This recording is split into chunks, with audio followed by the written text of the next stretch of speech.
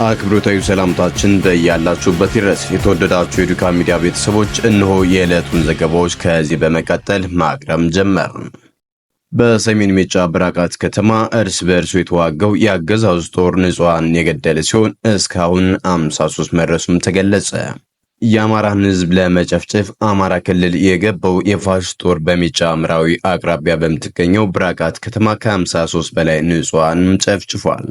በሰሜን ጎጃም ዞን ሰሜን ሜጫ ወረዳ ብራቃት ከተማ ላይ በአድማ ብተና እንዲሁም በመከላከያ ሰራዊት መካከል በተደረገ የእርስ በርስ ውጊያ ምክንያት ያገዛዙ ሰራዊት አባላት ያገኙትን ሁሉ ንጹሃን የገደሉ ሲሆን የሟቾቹም ቁጥር ወደ 53 ከፍ ማለቱም ዱካ ሚዲያ ከቦታውም አረጋግጣለች። ጨፍጫፊው ያገዛዙ ሰራዊት አባላት ቤት ለቤት እየዞሩ ወፍጮ ቤት ጭምር እየከፈቱ እየገቡ ንጹሃን ሰዎች መግደላቸውንም አረጋግጠናል። የብራቃት ነዋሪዎች እንደገለጹት ውጥረቱ አሁንም የቀጠለ ሲሆን በግፍ የተጨፈጨፉ ንጹሃን ሰዎችም አስከሬን በየቦታው ወድቆ አሁንም እየተገኘም ነው። የብራቃት ነዋሪዎች እንደገለጹት ውጥረቱ አሁንም እንደቀጠለ ሲሆን በግፍ የተጨፈጨፉ ንጹሃን ሰዎች አስከሬን በየቦታው ወድቆ አሁንም እየተገኘ ነው። በጥቃቱ የሃይማኖት አባቶች፣ አርሶ አደሮች፣ ህፃናት፣ ወፍጮ ላይ የነበሩ እናቶችና በስራ ላይ የነበሩ የጸደይ ባንክ ሰራተኞችም የጥቃቱ ሰለባ ሆነዋል።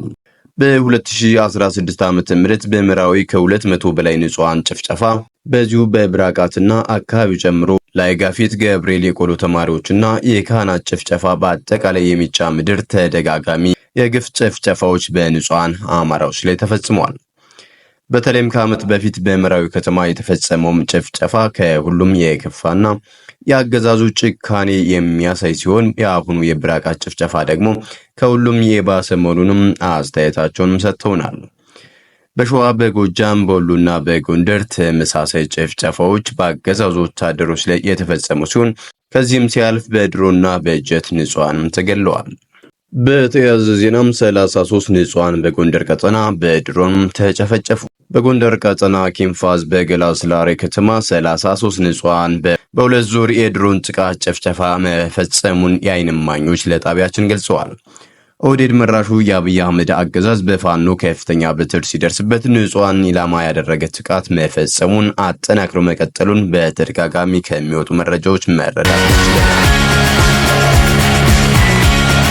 ፈረስ ቤት ከተማ ውስጥ መሽጎ የሚገኘውን የአገዛዙ ዙፋን ጠባቂ ሰራዊት በፊት አውራሪነት በመምራት የሚታወቀው አሸናፊ አንሙት ገቢ ማድረግም ተችሏል። አሸናፊ አንሙት ማለት ለበርካታ ጊዜያት በደጋዳሞት ወረዳ ሚኒሻ ጽሕፈት ቤት የስምሪት ባለሙያ በመሆን የአገዛዙን ሰራዊት ሲመራና ሲያስተባበር የቆየም ግለሰብ ነው።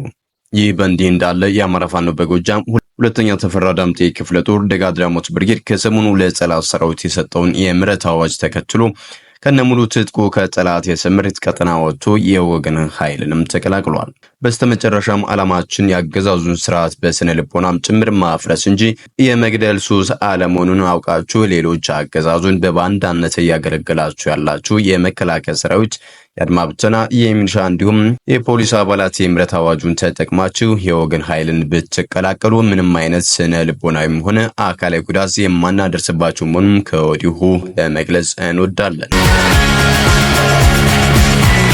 ራስ ቢትወደድ መንገሻ ቲከም 5ኛ ክፍለ ጦር አናዝነው ዳሞት ብርጌድ ከብር ሸለቆ በቅርብ ርቀት ክኒሊክ ከተማ ላይ ጥቃት ትናንት ላይ ከቀኑ 11 ሰዓት እስከ 1 ሰዓት ተኩል በነበረው ውጊያ 7 በመደምሰስ 9 በማቁሰል 5 መሳሪያ ማረክም ችሏል።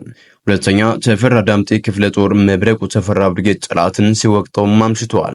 የሲቪል አመራሮች ከድጎ ውሃ ወደ ሞጣ ለመውሰድ ወደ አራጭ የወረደውን 72ኛ ክፍለ ጦር መብረቁ ተፈራ በልዩ ኮማንዶ ኦፕሬሽን ስቦ በማስገባት እንደ አምባ ላይ ከመኪና እየዘለለ እስኪወድቅ ድረስ አስከሬን በአስከሬንም ደራርቦታል። ውጊያው የጨበጣ ውጊያ ስለነበር ከፍተኛ ቁጥር ያለው ጠላት ተደምስሷል። አስከሬኑን ለመልቀም እንኳን እድልም አላገኘም። በትንሹ ከ2 ፓትሮል በላይ ጠላትም ተደምስሷል። ሐዲስ ዓለማየሁ 7ኛ ክፍለ ጦር አብራጅ ብርጌድ የማህበረሰቡን ከብት ለመንዳት ሲንቀሳቀሱ የነበሩ 4 በመግደል 2ቱን በማቁሰል ዘረፋውን አክሽፈዋል። በምዕራብ ወለጋ ጊሊሶ ጋዋ ቃንቃ ቀበሌ 29 አማራዎችን የጨፈጨፈ አራርሳ የተባለ የሸኔ ቡድን አባል ታሰረበት 5 ዓመት በቂ ነው ብሎ ሲያሰናበት በቲክቶክ አዳነች አቤቤን የተቸውን አማራ 6 ዓመት የቀጡት ዳኞች እነ ፈይሳ በዳዳ በ2015 ከሚያዝያ ወር መጨረሻ እስከ ግንቦት 18 በገላን የኦሮሚያ ልዩ ኃይል ካምፕ አማራ ስለሆነ ብቻ ሲገርፉ ሲያሰቃዩና ሲደበድቡት የነበሩት አማራዎች ዛሬ በአገዛዙ የካንጋሮ ፍርድ ቤት ተፈረደባቸው። ኢንስፔክተር ኦፋ ኮማንደር አዱኛ ረጋሳ፣ ረሻድ አብዲና ተስፋዬ ኦላና የተባሉ በብሔር ኦሮሞ የሆኑ የፌዴራል ፖሊስ አመራሮች ነፍጠኛው ከፊንፊኔ እናጸደዋለን፣ ነፍጠኞች መጤናችሁ፣ ምክትል ጠቅላይ ሚኒስትር፣ ምክትል ጠቅላይ ኢታማዦር ሹምና ምክትል ከንቲባ ስናደርጋችሁ የእውነት መሰላችሁ ወይ ሲሉም በጥጋ ሲዝቱም ነበር። እኛ ኦሮሞዎች ካልፈቀድን ለአንድ ደቂቃ መኖር አትችሉም፣ ከስር እንዳትለቀቁ የምናደርጋችሁ ፖሊስ፣ አቃቢ ሕግና ፍርድ ቤት የኦሮሞ ናቸው በማለት ከድብደባው ጎን ለጎን የሚናገራቸውም ጭብጦች ነበሩ። እነዚህ ታጋቾች ከእስር ቤት ብትለቀቁ እንኳን የኦሮሞ የበላይነትን አምናችሁ መኖር ግዴታችሁ ይሆናል እያሉ ሲደበድቧቸውና ሲገርፏቸው እንደነበረም በሰብአዊ መብት ኮሚሽን ሪፖርት ተረጋግጠዋል። እነዚህ የአማራ የህሊናና የፖለቲካ እስረኞች እንኳን በእናንተ የፍርሃት ስድብና ዛቻ ቀርቶ በድሮና በጀት በታንክና በመድፍ ልትበግሩት ከቶ አትችሉም ሲሉ በዚያ ጨለማ ቤት ውስጥ የሆነው ሞትን የናቁ የቁርጥ ቀን የአማራ ልጆች መሆናቸውንም አሳይተዋል። እንደተባለውም የአፓርታይዝዱ አገዛዝ መጠቀሚያ የሆነው ፍርድ ቤት በምዕራብ በወለጋ ጋዋ ቃንቃቶ ቀበሌ 29 አማሮችን የጨፈጨፈና 40 ምስክሮች የመሰከሩበትን አራርሳ የተባለ ግለሰብ በ5 ዓመት የእስር ቅጣት ሲለቀው በፌስቡክ ጽፋቸዋል፣ በቲክቶክ አዳነች አቤቤን ተሳድባቸዋል በሚል የአማራ ልጆች ላይ ከ4 እስከ 6 ዓመት ፍርድም አስተላልፏል። በዚህ መሰረትም አዳነች አቤቤን ተችታል በሚል ወጣት ዜና ኃይሉን 6 ዓመት እንዲቀጣ የአፓርታይድ ፍርድ ቤትም ዛሬ ወስኗል። አወቀ ስንሸው ማናያየለን አብርሃም መልካሙንና ውበት አካልን 4 ዓመት ከ10 ወር የፈረደባቸው ሲሆን ይህ ያገዛዙ መገልገያ ኤርሚያስ መኩሪያ መላከ ምሳሌና የልማ በዛብህን 4 ዓመት ቀጥቻለሁ ሲልም አስቂኙን ድራማ ተውኗል። እንደዚሁም ፍቃደ መንግስቴን፣ ዓለም ሁሉ ጤናንና አንዱዓለም አሻግሬን 5 ዓመት ከ6 ወር እንዲቀጡ ያደረገው ያገዛዙ የካንጋሮ ፍርድ ቤት መገርሳ የተባለውን ብሬንና 17 ክላሽ ይዞ ሲዋጋ እጅ ከፍንጅ የተያዘውን የሸኔ አመራር 3 ዓመት ከ3 ወር ጓደኛውን ደግሞ በነፃ ያሰናበተም ፍርድ ቤት ነው። ይህንን ውሳኔ ያስተላለፉት ደግሞ ፈይሳ በዳዳ ጌትነት መዲናና አስራት እሸቱ የተባሉ ያገዛዙ ተላላኪዎች ሲሆኑ እነዚህን አለቃ የሆነችውና በኦነግነት የምትታወቀው ሌሊሴ ደሳለኝ ናት። ይህች ግለሰብ በኦሮሚያ ክልል ዞኖች በዳኝነት ስታገለግል የነበረ ሲሆን አሁን የከፍተኛ ፍርድ ቤት ፕሬዝዳንትም ናት።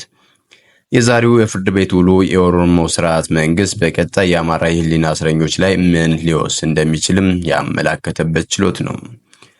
ሰላም የተወደዳችሁና የተከበራችሁ የሚዲያችን ቤተሰቦች ለሰዓቱ የነበሩን መረጃዎች እነዚህን ይመስሉ ነበር። በሌላ መረጃዎች እስከምንገናኝ በያላችሁበት ሰላም ቆዩልን።